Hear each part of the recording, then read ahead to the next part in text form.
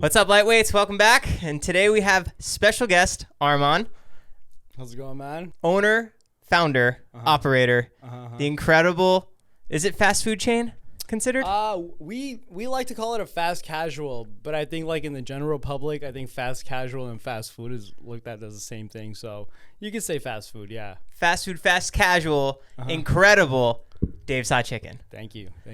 How would you stand out from the competition from back then? Because you guys had nothing. The lucky thing for us is when we actually, so my friend Dave, who we named it after, I've known him like 18 years, and this guy's been like into food his whole life. Like he'd pull up to my house with like cookbooks, so I know he had a passion for that.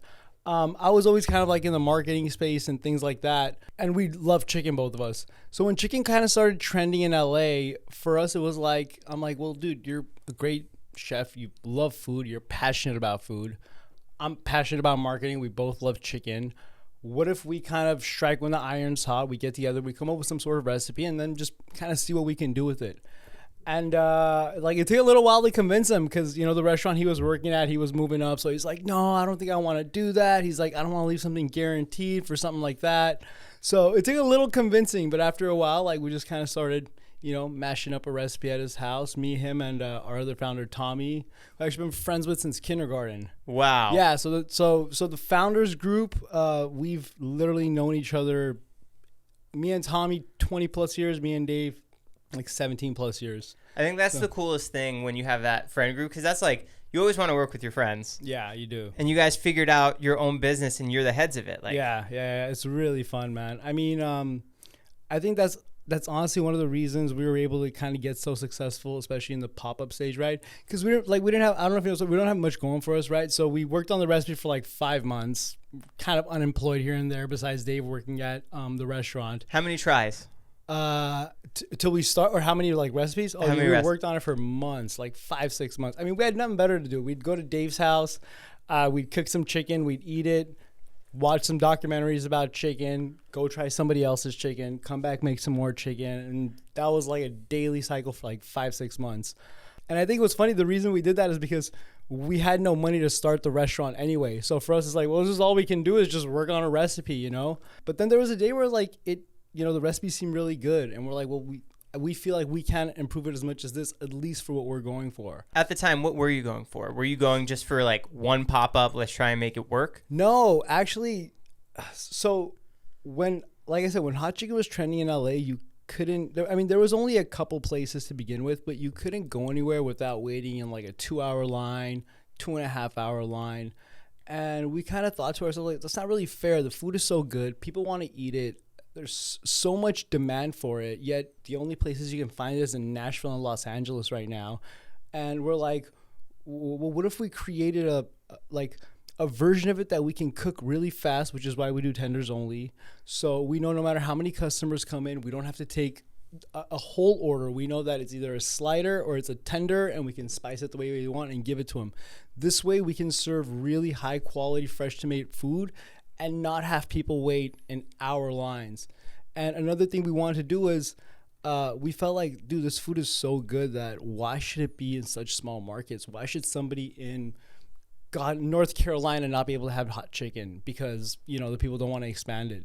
So the goal was always create something that's really flavorful, really good, really true to like what you want out of a chicken sandwich, but make it in a way that you can expand it and you won't have to mess with the quality in any way, you know? It's so cool that exactly what you said, 6-7 years later, you guys still have that same philosophy. A little bit, dude, yeah, because a lot of people, you know, they'll say something like, oh my God, you guys are killing it. You guys this. And we're like, no, dude, we're still working. Like, you know what I mean? We still have, so I think right now we have 140 stores open. Incredible. Yeah, but we have commitments for 780 that we've sold. So if you look at that, we're not even halfway there. So for us, it's like the work is just getting started. We have to make sure that all of these stores open and everybody's happy with them. And so there's still definitely work to do. So we don't like to be like, oh yeah, we killed it and it's over and we're the best. And it's definitely not, you know, it's definitely a marathon and not a sprint. Coming up when you guys were selling in the parking lot space, yeah, what setbacks did you have, if any, and how'd you overcome them? Well, the first setback in general was how we even got there, right? So when we had the recipe done, we kind of all looked at each other And we're like, well, how much money do we have? You know, what can we put together to start something? You know, we called a few of our other friends and we're like, hey, we have this recipe. If, you know, you guys want to invest, we can get a food truck and be like, you know, 5-6 friends in a food truck. And everybody was kind of like, nah, you know, we don't want to do that. So in the end, me, Tom, and Dave, and, you know, we're like, okay, well, how much money do we have right now? And Dave's like, well, I just got my last $400 check. I was like, well, I have like $200. And then Tommy's like, well, I have like 400 or 500. Like, I'll cover the rest, whatever it is. So we ended up with a budget of like $900 to $1,000. You know what I mean? So we went and we bought literally some folding tables and stuff like that. And the day before, Tommy talked to a landlord that he knew that owned a parking lot and asked him if we could have one space just to do like a little food cart type of thing. You know what I mean? So he gave us the space. We bought a few tables. We bought a fryer, like a little like, you know, tent. And we literally just opened up. We just posted, hey, we're open. And the first day we made like $40. And it was my girlfriend at the time that came with her friends. And that's literally like how it was. And then we started like, well, the first thing we realized is like, one, this is going to be really hard to do in a parking lot. So we have to like really have a good system. So as we started to grow and as we started to get more popular, I mean, a lot of the challenges you face is obviously you're outdoors. You don't have refrigeration. You don't have electricity. You don't have so many of the comfort things you need in a restaurant. So you have to improvise all of that. You have to improvise how you're keeping your food cold. You have to improvise how you're keeping everything fresh and clean while you're cooking literally in a parking lot where there's cars going back and forth and parking. Making sure that, you know, we were 3 people. We'd see at our peak 400 people a night in this little pop-up, and we, you know, just making sure that every single person gets their food because we'd only have a certain amount of food. So you'd had to like make sure every tender was delegated to the right person. So there was definitely tons of challenge and cleaning up. I mean, dude, you literally have to clean up your It's like having a restaurant and then having to clean it up every night, 6 days a week. And it definitely like takes a toll on you after a while. With that small circle just in that parking lot, and you guys all knew each other, kindergarten, friendship, did everyone kind of take on their own role based on what their strengths were? Definitely. We all kind of leaned on Dave for, you know, anything culinary-wise, what we needed to know about the food, how it needed to be cooked, how it needed to be stored, how it needed to be prepped, and, you know, everything. Even though we were in a parking lot, Dave made sure, well, nothing can be on the ground. Everything has to be 6 inches. It's a kitchen rule and this and that. So we depended on him for that. I was, obviously my job was to make sure that I did the branding. People knew the brand. People, you know, knew the social media. They kind of followed us. They came in. Tommy was very about the business. He was the one that secured the parking lot for us. And actually over time when we were ready to, because, you know, we did that parking lot for about 6 months, dude.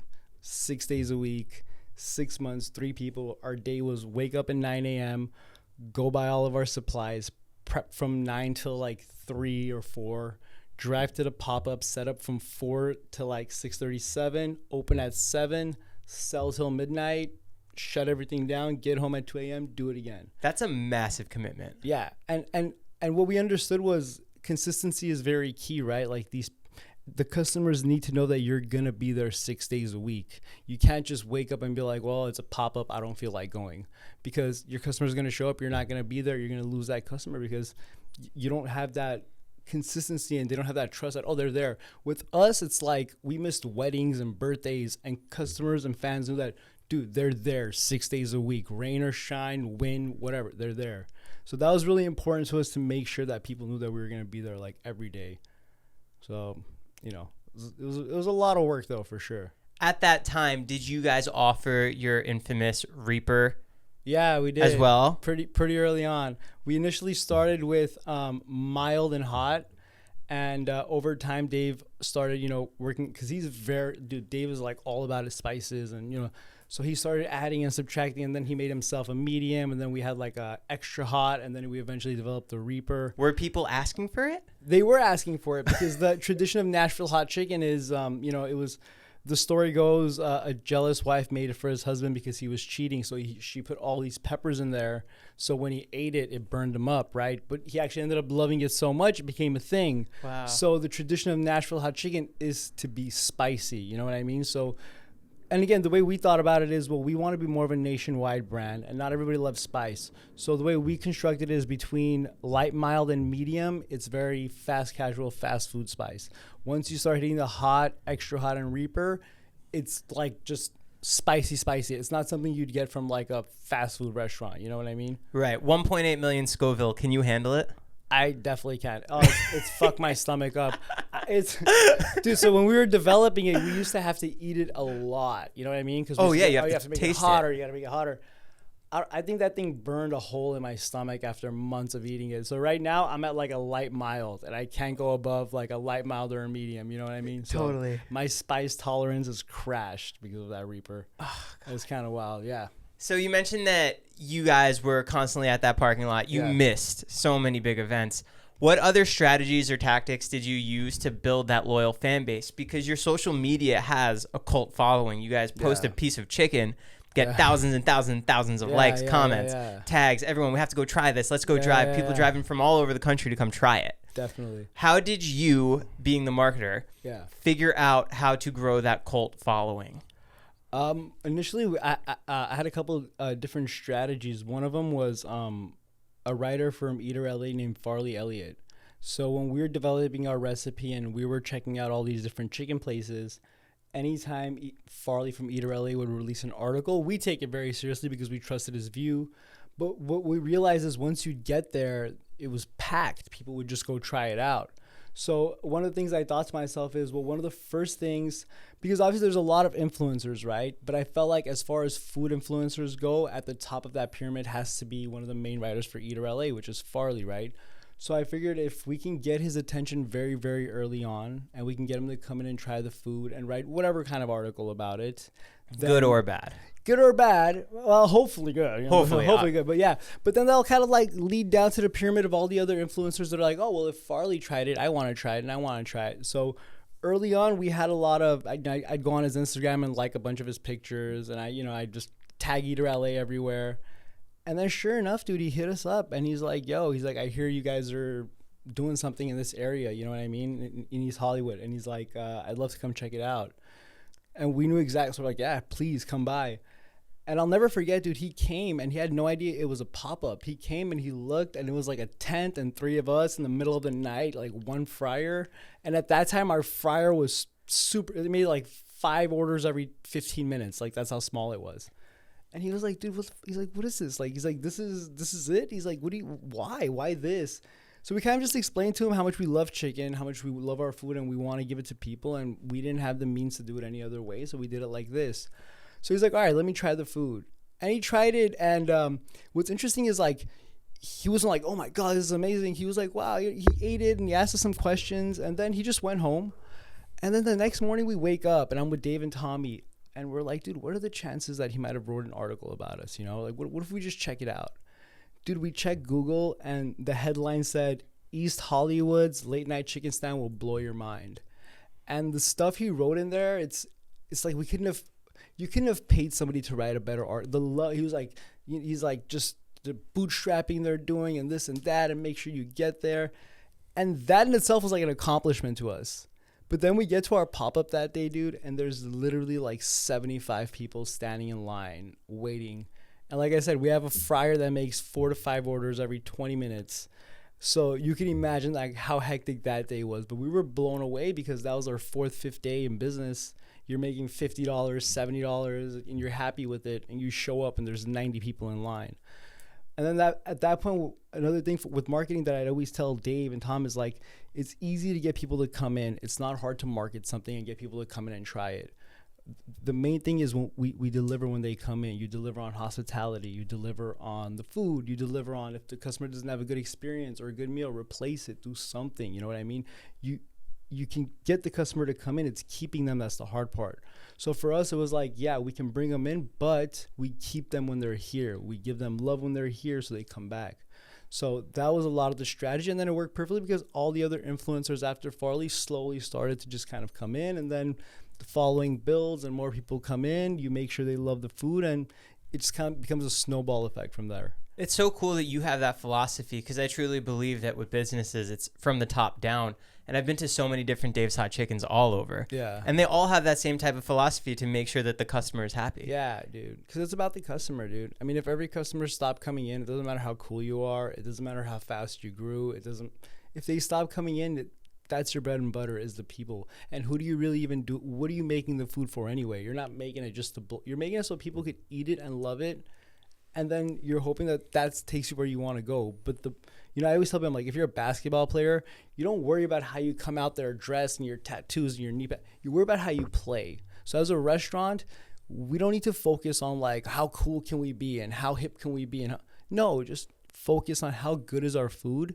And the better the food, the cooler you'll be in people's eyes, because you'll be delivering on the promise that you tell them, right? Yeah. So for me, it was a lot of that, you know. When you saw those 70, 100 people waiting for you guys after that Eater article, did something kind of come over you thinking we're doing something right? Definitely, dude. And our dads were there too, and they all looked at us and they were like, yeah, oh my God. And even us, we were like, we were nervous because we'd never seen that many people waiting, and we didn't know if we can get all of them orders.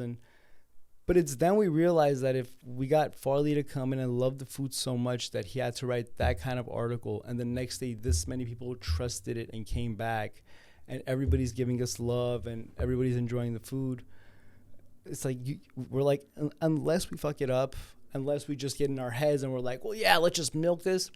I'm like, we can't fuck it up. If we stay focused, if we keep the same mindset about the food, the people, and expanding the right way and having good operations so the consistency stays good throughout all the stores, there's no reason we shouldn't maintain all these customers. There's no reason they shouldn't come back.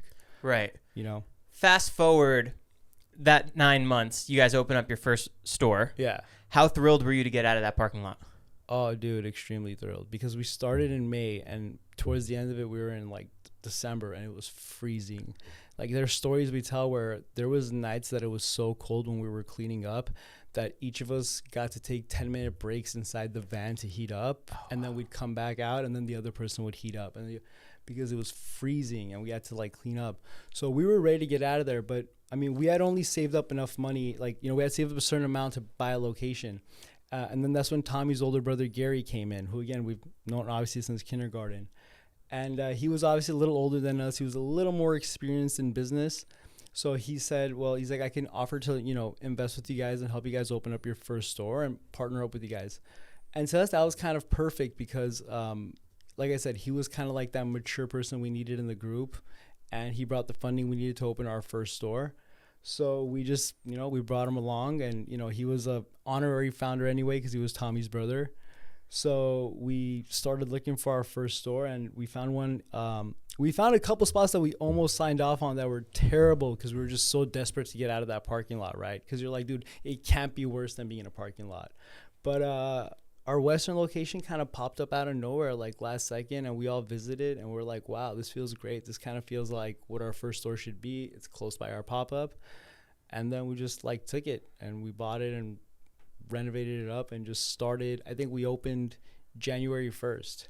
When you guys were renovating it, did you keep in mind, what if we want to blow this up into many locations? Yeah. Do we want to fit the same theme? Does it still have the same theme? Yeah, we thought of all of that. We definitely thought we don't want a cookie cutter brand. We don't want to have these like white walls, and we don't want every store to look exactly the same, but we want them to have a similar theme.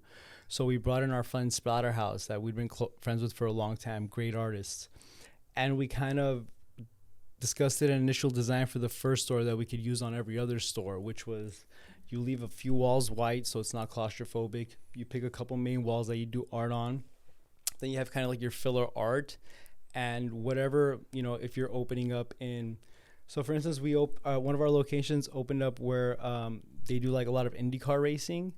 And the franchisee literally paid $40,000 for almost a scale IndyCar to put inside the store. So every store that's nearby something that's kind of historic, we'll make sure we incorporate that into the design.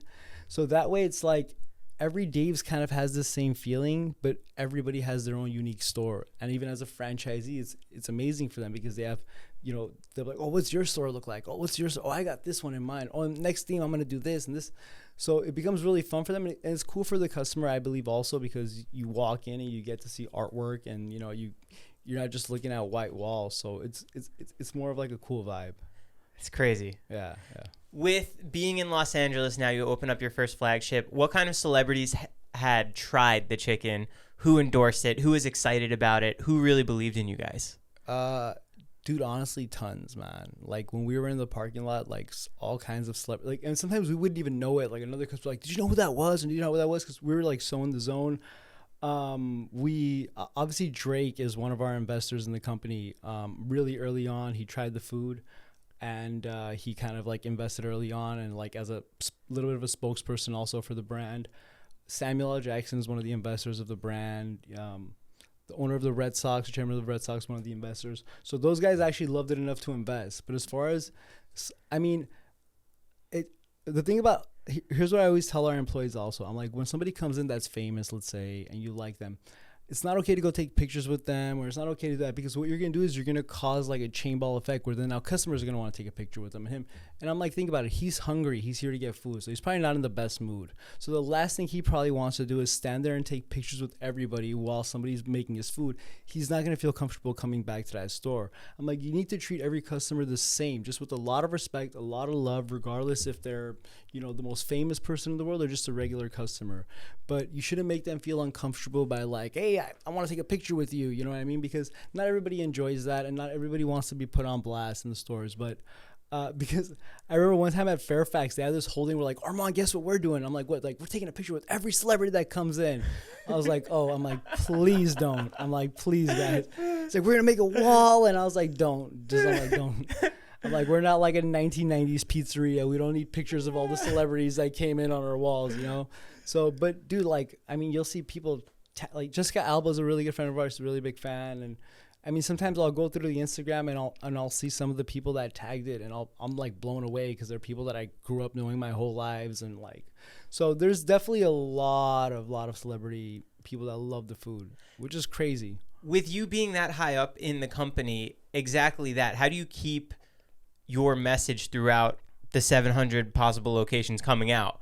Yeah. You don't go to every single one. No. Does that bleed through? Do you have like franchisee meetings where you... So we have like a really big team, right? So after Dave's Western, we met Bill Phelps and John Davis, who are these, they're really big restaurateurs. John Davis actually a movie producer also. They loved the concept and they kind of came in, they met us. And before that, we had tons of people approaching us anyway to expand the brand. But with these guys, we felt a really good vibe with them. It was very friendly, it was very jokey, and they were very experienced. So we, over the course of time, partnered up with them. And a lot of the help of how the stores run so well and how the food stays so consistent is really the team, right? The people that Bill and John brought in, like, Jim and Juan and the presidents and the operations and the training teams. They're literally like, you might open 8 stores in 1 week. And obviously you have to go train all 8 stores. So for us, it's impossible. But the team that we've put together over time, you have like a training group of like 100 people and 10. They're going everywhere and they're training and they know the manuals and stuff. And it's literally impossible to do without a really good team. How do you handle that bad egg, though, that somehow comes in? We have very few, if any, bad eggs, dude. So the vetting process for Dave's Hot Chicken is very strict because usually a company that's as successful as Dave's, even branding-wise, usually won't franchise out. They'll just open their own stores and they'll do their own expansion. For us, because that was the idea we had anyway, and we're always the kind of people that are like, well, we'd rather share it and make it bigger than keep it to ourselves and just grow slow. So every franchisee goes through a vetting process, first of all, with like our corporate team, which is Bill, John, everybody. And they're the ones that'll grill him with all the like professional stuff. Or what have you done? What do you do?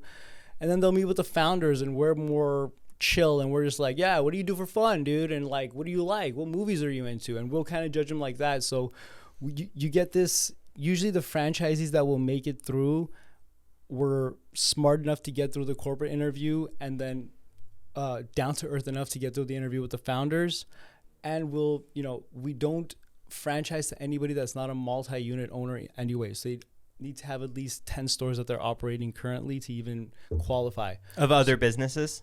Restaurants, not even other businesses. So, because dude, you'd be like, people would come in and they're like, well, yeah, I have 90 Dunkin' Donuts and I have 20 Sonics and this, and you're like, well, yeah, you can definitely run a Dave's, but now let me see what your personality is like. Let me see how I vibe with you, because we have to work together for the next 20, God knows how many years, right? So you could be a great operator, but if we don't have that good chemistry, it's not going to work. Which has actually led to like the company and the franchise. I mean, I haven't been a part of many franchise companies, obviously, but the energy I feel between all of our franchisees, the corporate team, and the founders, it's like just a vibe. Like everybody's just like friends, everybody's just happy. And I always ask them, I'm like, is it like this at your other concepts? And they're like, dude, not even close. Like, it's not. It's nothing like this, because everybody's really on the same page. Everybody's on the same mindset. Everybody loves the brand and they just want to help the brand grow. So it works out pretty well. That's so cool. Yeah, it's dope, man. Like I said, there's usually one or two. They're not bad eggs, but there'll be people like, well, I don't want to pay for too much artwork, and well, I don't want to do this, and you have to kind of be like, look, dude, it's part of the brand, like it's part of the experience. Like you can't just not have artwork in your store, right? You can't be the one Dave's that doesn't have artwork, or So there'll be things like that, but they're usually very understanding as to why we do things the way we do them. How do you handle and adapt to evolving food trends? I know recently you guys just started offering cauliflower. Yeah, that was my idea. Oh yeah? It's delicious. I used to be so against it too, dude. Like I'm a really big fan of In-N-Out, and my motto had always been, don't change anything on the menu, leave it the way it is, serve what you serve in a really good way. I was going to ask if In-N-Out inspired your only chicken tenders. Oh yeah, it was a big part of the inspiration for sure. Another part of it was because we love chicken, we realized, there's only really two ways to eat chicken, right? You eat it with your hands and you dip it in stuff, or you eat it in a sandwich, and with a tender you can kind of do both. So we're like, well, it's perfect. It cooks in 6 minutes. You can eat it by hand, you can eat it in a sandwich. It's the breast. It's a great tasting part of the chicken. Everybody loves tenders. There's not too many people that don't love tenders. So there was a lot of that thought process into it, but also definitely the fact that because In-N-Out only serves one thing, they're able to make it perfect every time. So we felt if we only had one thing to make, then we can make it as perfect as possible every time. So totally, that was like a little bit of a thought process. Plus tenders are my favorite. So I was mine too. Dave wanted to do thighs. I was like, man. Wings. No. Thighs, wings. Come on, man. No. We definitely wouldn't be doing this podcast right now, I tell you that. You made my fiance so happy with the cauliflower because she got the flu shot and she became allergic to chicken. Really? So she can't have any poultry. She can't have eggs. That's the craziest thing I've ever heard. That's wild, dude. The doctors think that there was too much of something in the shot. So when she saw that you guys announced that, she was finally able to have that Dave's again. That's perfect. Yeah. Dude, I hope not too many people are getting flu shots that stop them from eating chicken, dude. That business would be bad, dude. People don't get flu shots. Toughen out your immune systems. No, the cauliflower is, people always, because, dude, when we developed the recipe, we developed it with Dave's roommate, John, who was a vegetarian, and he didn't eat any chicken, and he always was dying to try it, right? But he doesn't eat it. So especially when we introduced that, he was like, oh my God. Because we're like, look, because the way I thought about it is like, it's not really going away from your core product necessarily. It's offering a version of it that tastes very similar, the texture is very similar, and it's a cauliflower. A lot of people will, do these Beyond Meat and this and that, and you still don't know how many ingredients are in that really, right? You don't know what really goes into that. You know what goes into a cauliflower. It's cauliflower. Even with my food videos, I learned that a lot of people who can't have the food or don't want to have the food still watch the videos because they want to see what it looks like. They want to see how other people react to it. Yeah, dude. I was dealing with I got food poisoning when I was in Toronto, and I couldn't eat for like a day or two. And all I was doing was watching Dave's hot chicken videos, and I was like, "Oh my God!" And I knew I couldn't have any because it would like mess me up. But I was like, "Dude, this is," and I can see why people do that because the way people eat it in these videos, you're just like, "Jesus!" I'm like, "Just give me a Dave sandwich right now, dude." Yeah. So, we love that. We definitely lean into that. We love the authentic. I have this thing where I'm like, we should. I love giving influencers a lot of love. I'm like, but we shouldn't pay them to make the video saying they love Dave's, because it's very unauthentic. And I think any regular person that uses social media can look at a post and hear the way somebody's talking about the food and can immediately tell, oh, this is branded, this was paid for. Versus a majority of our stuff are literally just people buying it, eating it, and then tagging us. You know what I mean? So it's really cool, man. It's kind of flattering, like how much people really like the food. It's so cool. Yeah, it's dope, dude. It's that cult following. Yeah, it is, man. It's the cult following. Everyone, all these companies, you look at them, they try to build it, but I think they kind of go about it the wrong way, because they're trying to build a cult following. Whereas I feel like with Dave's, like I said first, like, well, focus on the food. If the food is good, they're gonna love you, dude, because that's the game you're in. If you're a basketball player, like I said, if you're a basketball player and you suck, no one's gonna like you. If you're good, everyone's gonna like you regardless of how you look, dress, whatever you're wearing. Same with food. You could have all the artwork in the world. You could have all the celebrity endorsers in the world. You could have Drake screaming at the top of his lungs, get Dave's. But if somebody comes in, they try the food and it's not good, they're not going to come back. They don't care who's endorsing it. They're not going to think you're cool. They're going to look around, they're like, this artwork sucks, dude. But if they love the food, they look around, they're like, oh my God, look at this artwork. It's so cool. So it just all goes back to the food. And I feel like a lot of other companies, they don't focus on it. To them, it's all about everything else. Oh, what's this? What's the unit? And it's like, dude, you're a restaurant, dude. Like, your job is to serve good food. Like, why are you worrying about all of these other aspects, So I feel like that's also kind of like kept this going also. Totally. I mean, the food is incredible, but the restaurant concept too is like, I want to take you to a Dave's Hot Chicken. I want you to see it. It's fun. Yeah, right? It's cool. It's an experience. And the cool thing is, like I said, each one is different. So it's not like once you've seen one, you've seen them all. Like, there's literally every Dave's Hot Chicken in every state, and we're in Dubai now too, in Qatar. Wow. And we're in Toronto, yeah. And you go to those stores, and every store just looks, all the artwork is different. Everybody has a different theme.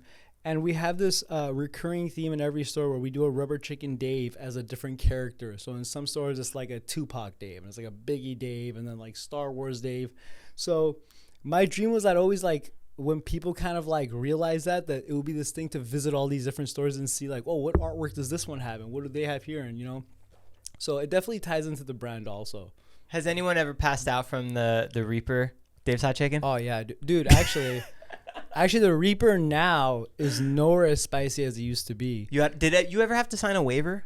You did have to sign a waiver. What happened is this couple came in one time, and the girl got Reaper and the guy got extra hot, and the girl signed the waiver, and I guess they had switched their food. Yeah, food got switched. So the guy ate the Reaper, and our manager, was like his first week, so he came and he's like, are you okay? Do you want me to call an ambulance? And this guy was like, yeah, I need an ambulance. So they called an ambulance for this guy. They took him, and then we had to pay his entire hospital bill and all this stuff. So we kind of had a meeting, and we're like, dude, we're expanding really fast. There's definitely going to be some more situations like this. And if we have to pay out everybody that goes to the emergency room, it's not going to be cool. Yeah. So we like mutually decided to dull down the Reaper just a little bit, because it used to be really bad. Did you have milk on hand? We did have milk on hand. Just the manager, I'm telling you, the manager was new. So if it was an experienced manager, he would have came and he's like, look, dude, you're going to be fine. It's just spice. Let me give you some milk. Let me give you some water. You're just going to call. But the manager panicked. He's like, do you want an ambulance? And of course I want. Of course give me an ambulance, dude. Pay for it too, dog. So we had to tone it down a little bit after that. That's great. So, you got to think about the expansion, dude. You're going to have so many stores in so many different states. And if once a week you're getting a call from a franchisee that somebody's in the hospital for Reaper, you're going to go bankrupt pretty soon, dude. One final story. Can you just explain to me how the Drake deal went down? Yeah. So at the time, when we first started the company, we had a little small pool percentage that we obviously sold to different investors. And one of our really higher up investors, he kind of, he's like, is there any way I can get more? Is there any way I can get more? And at the time, we were kind of looking for like a celebrity endorser, somebody that can come into the brand and, be a little bit of like, the spokesperson of it. What level of celebrity were you aiming for? For me, like, I didn't, John and Bill had that like strategy, and they'd used it before, and it works really well, right? It's cool to bring in somebody that loves the brand as a celebrity, that's gonna vouch for the brand because they're a fan of it, right? So they suggested, and I was down for anybody, dude. I mean, I think we considered Kevin Hart at one point, and then like it didn't work out, and I was sad because I love Kevin Hart. And then I think the guy said Bon Jovi, and I was like, I love Bon Jovi, but I don't think he's the best fit for the brand. And then he was like, well, I can get Drake, and we're like, well. We're like, maybe, but we like, should have a meeting. Yeah, we're like, well, if you can get, we're like, if like that's a pretty perfect fit for the company, you know what I mean? We're like, that's a guy, that's a person that's kind of at our, creative level, our demographic. It's all the same people love him that love Dave's.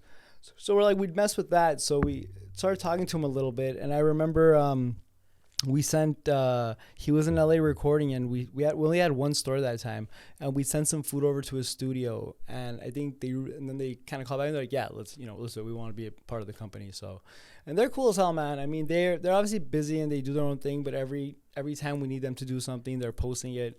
Last year on Drake's birthday, we literally gave away free sliders to anybody that came in the store. I think we gave around like 60,000, a bunch of sliders out. Every location? Yeah, every nationwide location on Drake's birthday, people got to go in and get a free slider. Incredible. Yeah, so we do things like that. We'll probably do it again this year, So, and that's how he came on board. He heard about the brand, he loved the food, and kind of jumped on. Do you know his birthday? Because I need to write it down. Fuck, I don't know his birthday. Okay, I'll find I'm going to guess October. It's sometime. October's very own. I'm guessing it's sometime in October, Yeah. So awesome. Well, Arman, thanks so much for coming on. Dude, you can, of course, man. It's been my pleasure, man. So great seeing you. Talk. Yeah, thank you very much. So Dave's Hot Chicken locations all over the West Coast. Yes. Qatar, Dubai. Yes. East Coast? Yeah, we have New York. We have, I think in Maine, we have, we've got a ton, dude. I kind of lost count of like the different states we're in, but we're definitely on the East Coast. We're also in Illinois. We're in Orlando. We're out there, man. We're all around the states, which is pretty cool. So if you're listening from anywhere, I'm sure there's a Dave's Hot Chicken near you. And if not, then there'll definitely be one coming soon. Go try it. If you haven't had it, you're missing out. Please go try it. Awesome. Thanks, Arman. Dude, thank you, man. This was great. All right, lightweights out.